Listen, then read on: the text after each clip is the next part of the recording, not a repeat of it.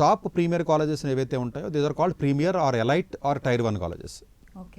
జనరల్గా మనం పదాలు వాడుతూ ఉంటాం. కొంతమంది ఎలైట్ కాలేజెస్ అంటారు, కొంతమంది ప్రీమియర్ కాలేజెస్ అంటారు, కొంతమంది హై క్వాలిటీ ఉన్నటువంటి కాలేజెస్ అనుకోవచ్చు. ప్రెస్టీజియస్ అన్న పదం వాడతారు. ప్రెస్టీజియస్ అనొచ్చు, ప్రీమియం అనొచ్చు, ఎలైట్ అనొచ్చు, టైర్ 1 అనొచ్చు. ఈ 4 పదాలు కొంచెం డిఫరెంట్ అటు ఇటుగా వాడుతూ ఉంటారు ఆయా దేశాల్లో. 4 పదాలు నేను కూడా ఎక్కువగా వాడుతూ ఉంటాను. ఇవి జనరల్గా అన్ని దేశాల్లోనూ చాలా కాలేజెస్ ఉంటాయి. వీటికి అన్నిటికి కూడా ఒక ర్యాంకింగ్ విధానం అనేది, కొంచెం మంచి ర్యాంకింగ్ అనేది చాలా వరకు ఒక 80% వరకు యాక్యురేట్గా ఉన్నటువంటి ర్యాంకింగ్ ఇది. మన ఇండియాలో ఉన్న ఎన్ఐఎఫ్ఆర్ ర్యాంకింగ్ తీసుకోవద్దు. అలాంటి VIT 10వ ప్లేస్లో ఉంటుంది. ఎందుకు పనికిరాని కాలేజీ కింద 888 హైదరాబాద్ చూస్తే 65వ ర్యాంక్లో ఉంటుంది. ఈ ర్యాంకులు వేరు.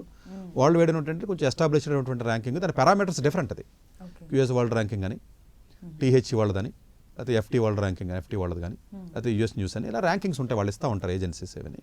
అది world wide accepted ranking system. అది యాక్చువల్గా వాళ్ళు ఏంటంటే ర్యాంక్ ఇస్తారు. ఇది కొంచెం మంచి కాలేజీ, క్వాలిటీ ఉందని. ఆ క్వాలిటీ ర్యాంక్ ఇవ్వడానికి డిఫరెంట్ పర్స్పెక్టివ్స్ ఉంటాయండి. టీచింగ్ అనేది ఒక పార్ట్, రీసెర్చ్ ఉంటుంది, టీచింగ్ ఉంటుంది, స్టూడెంట్ ఫ్యాకల్టీ రేషియో అని, ఇండస్ట్రీ ఇంటర్న్షిప్ అని, ఎక్స్చేంజ్ ప్రోగ్రామ్స్ అని, ఫ్యాకల్టీ స్టూడెంట్ రేషియో అని, ఇంటర్నేషనల్ ఫ్యాకల్టీ ఎంతమంది ఉన్నారు, ఇంటర్నేషనల్ స్టూడెంట్స్ ఎంతమంది ఉన్నారు, లేకపోతే చదివినటువంటి అవుట్కమ్స్ ఏ విధంగా ఉన్నాయి, లేకపోతే ఇంటేక్ ఏ విధంగా యాక్సెప్టెన్స్ రేట్ ఉంది.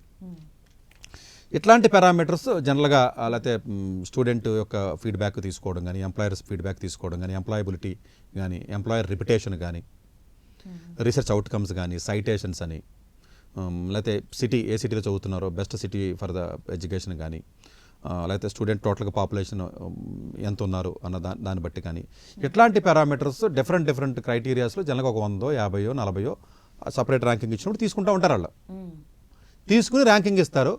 అందులో టాప్ 100గా ఉన్నటువంటి కాలేజెస్ ఏవైతే ఉంటాయో దాని గురించే మాట్లాడే మనిషిని మామూలుగా మనం ఇప్పుడు మాట్లాడినా, మన ప్రైమరీ లైన్లో కానీ, లేకపోతే నేను మాట్లాడినా, ఇప్పుడు ఎక్కడన్నా మాట్లాడినప్పుడు ప్రీమియర్ కాలేజెస్కి వెళ్ళమని చెప్తూ ఉంటాను. సరే, ప్రీమియర్ కాలేజెస్కి ఎందుకు వెళ్ళాలి అన్న విషయం పక్కన పెడతాం. చాలా ఎపిసోడ్లో చెప్పాను నేను.